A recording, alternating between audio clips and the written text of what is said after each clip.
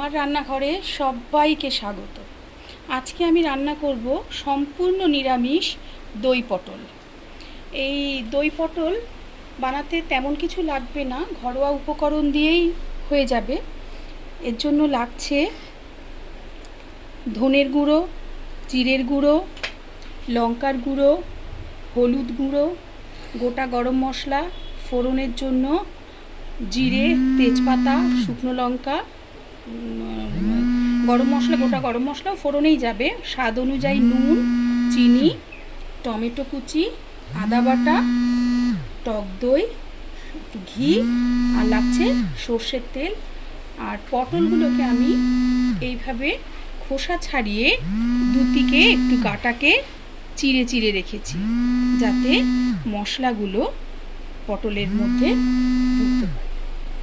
তা আমি সর্বপ্রথমে পটলগুলোর মধ্যে আমি একটু নুন আর চিনি মাখিয়ে দিই।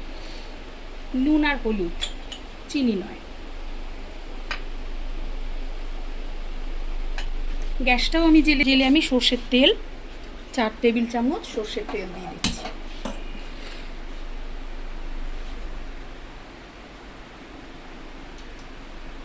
আমি খুব বেশি তেলে রান্না করব না, পটলটা ভাজতে যেটুকু তেল লাগে।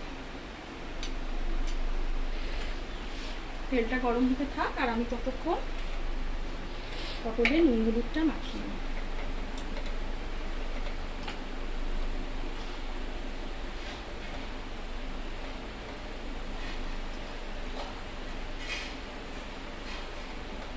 এইভাবে আমি একটা একটা করে নুন হলুদগুলো মাখিয়ে নিচ্ছি।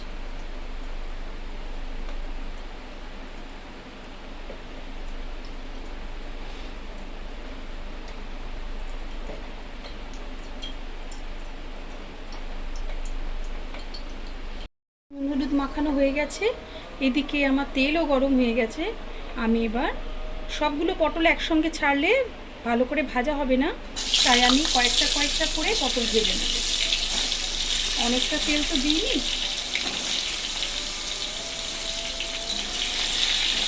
পটলটা ভালো করে না ভাজা হলে অবশ্য ভেতরটা ভালো লাগবে না।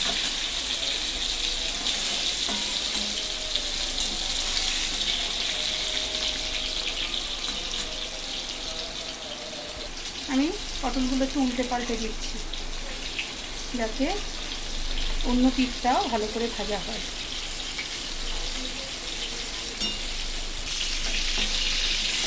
আরেকটু ভাজা হবে।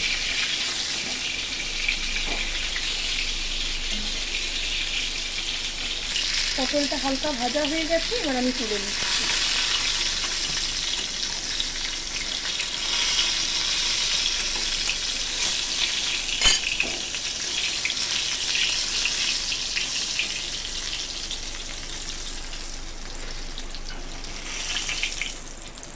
ঠিক একইভাবে আমি বাকি পটলগুলো ভেজে নিচ্ছি।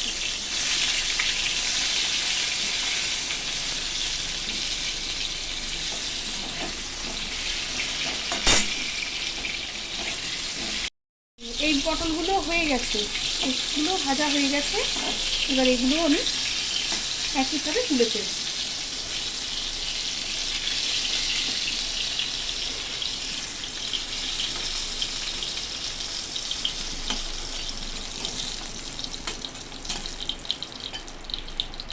আমি দিচ্ছি দুটো এলাচ, দুটো ছোট টুকরো দারচিনি, আর দিচ্ছি দুটো লবঙ্গ, সামান্য একটু জিরে,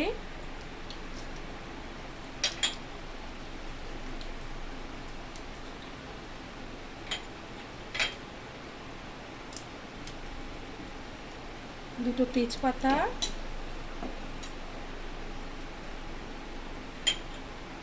একটুখানি শুকনো লঙ্কা।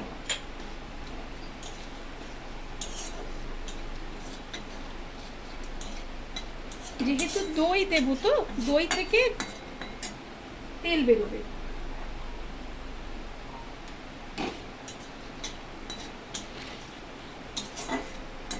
ফোড়নটা ভাজা হয়ে গেছে, এবার 2 চামচ টমেটো কুচি, পটল ভাজা তেল তো সেই জন্য তেলটা একটু কালো লাগছে, কিন্তু এরপরে আর বোঝা যাবে না। আচ্ছা, এবার আমি হাফ কাপ টক দইটাকে ভালো করে ফেটিয়ে নিচ্ছি।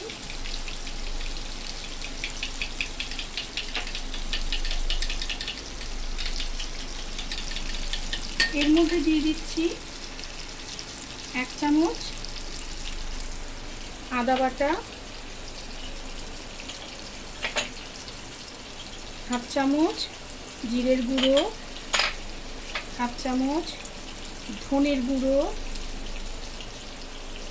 হাফ চামচেরও কম লঙ্কার গুঁড়ো, হলুদ,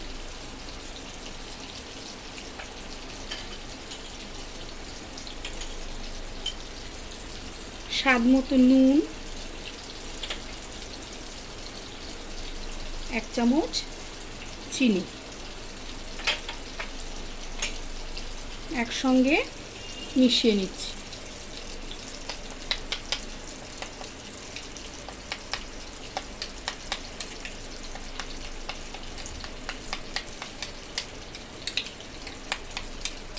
ভালো করে মেশানো হয়ে গেছে। এদিকে টমেটোটাও ভাজা ভাজা হয়ে গেছে। এবার এর মধ্যে আমি মশলার পেস্টটাকে দিয়ে দেব।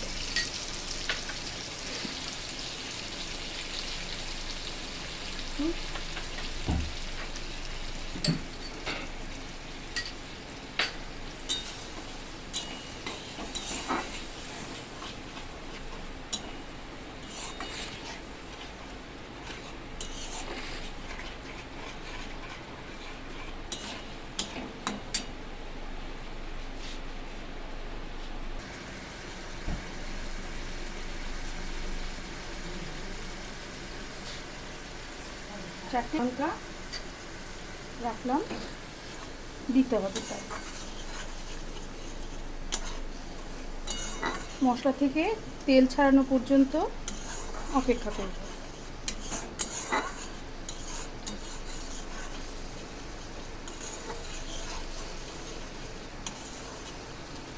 এই সময় মিডিয়াম ফ্লেমে রাখতে হবে আর একটু নাড়তে হবে বারবার।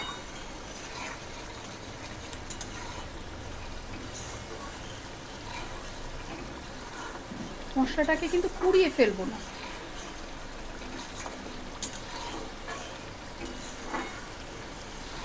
মশলা কিন্তু কালার চেঞ্জ হয়ে যাচ্ছে, তেলের সেই কালো রঙটা কিন্তু বোঝা যাচ্ছে না।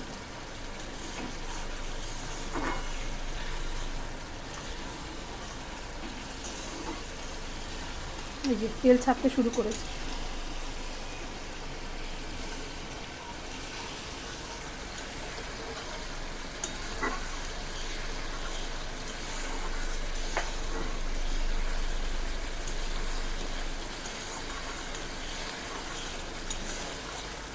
এবার আমি এর মধ্যে ভাজা পটলগুলোকে দিয়ে দেব,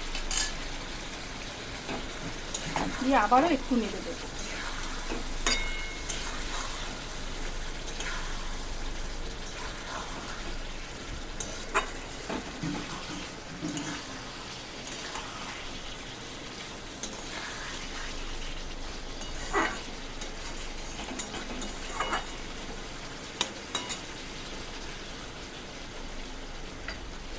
দুটো কাঁচা লঙ্কা দিয়ে দিলাম,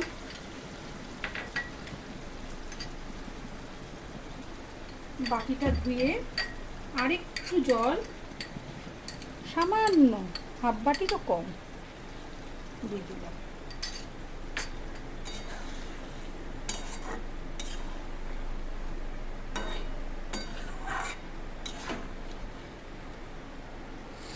পটলটা একটু সেদ্ধ হওয়া পর্যন্ত অপেক্ষা করব। এটা খুলে দেখি, হ্যাঁ হয়ে গেছে, পটল সেদ্ধ হয়ে গেছে। সামান্য একটু, সামান্য একদম একটু ফোঁটা ঘি ছড়িয়ে আমি নামিয়ে নিচ্ছি।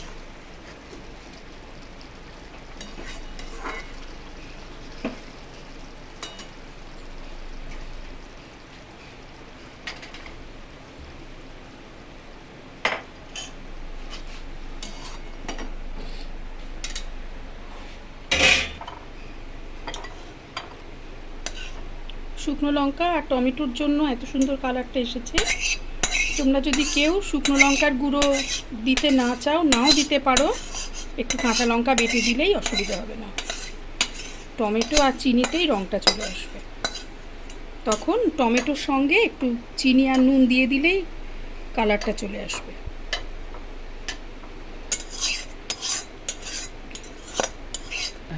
রেডি টু সার্ভ আমার নিরামিষ